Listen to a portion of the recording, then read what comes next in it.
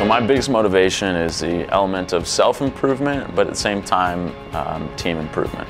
I always am looking for ways to get better, and so that's why I do it. I always want to be better than I've been before. It's not necessarily I want to beat whoever's next to me. It's wanting to improve off of my best. Number one, Ben is incredibly coachable. The guy is dedicated, committed, hardworking, listens like few athletes I've had the pleasure to work with. But Ben's progress has been steady. He finds a weakness, addresses it, and moves forward. And he's always training hard to be bigger, stronger, faster.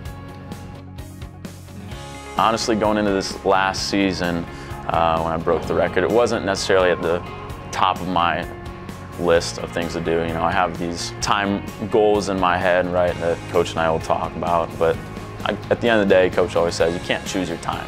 You just choose how you get there. Swimming is not about a time. It's about the person you want to become.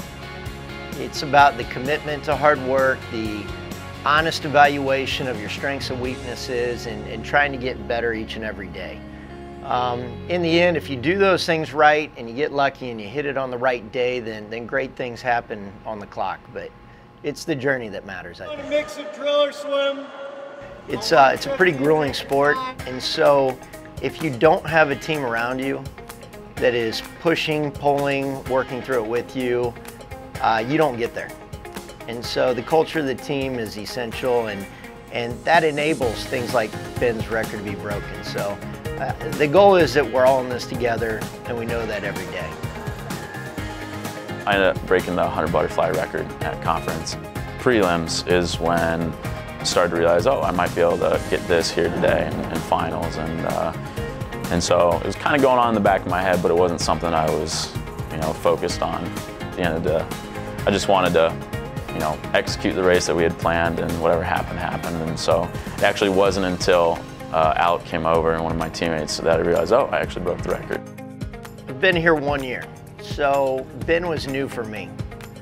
Getting to know him, it's probably interesting. He started out a little bit more as a freestyler, and if I would have guessed a record at the beginning of the year, I would have thought maybe a 50 freestyle. Watching his underwater kicking and fly develop over the course of the season, for him to throw that down at the MAC championship meet was exciting, and it was a surprise, and I think it was a thrill for all of us. Well, it was one of those things when I finished, I looked at the clock and I'm like, all right, best time, that's what I came here to do, that's what I trained for. I was able to get the time that I was looking for, be faster, and then getting out of the water, starting to realize, oh man, there's a little bit more to it than just going faster. It's one of those things where it's like, oh, I guess I've been faster than anyone's been at the school. And so that was kind of a cool moment that I didn't necessarily realize, and that's what a teammate told me. He's like, hey, you just went faster than anyone's ever been here. I was really happy just to go best time, and then to get a record was fun on top of that. He's a humble guy, and I think it's really just a handshake and a hug, and it's a job well done. I think he sees a bigger picture than just swim times, and just knowing he did his best was enough for him. They're fun targets to try to take down, and I'm really excited, both individually but also as a team. I think we'll be able to take down quite a few records this season. I think the idea is we want to be the best, and to do that we need to be Ball State's best team first.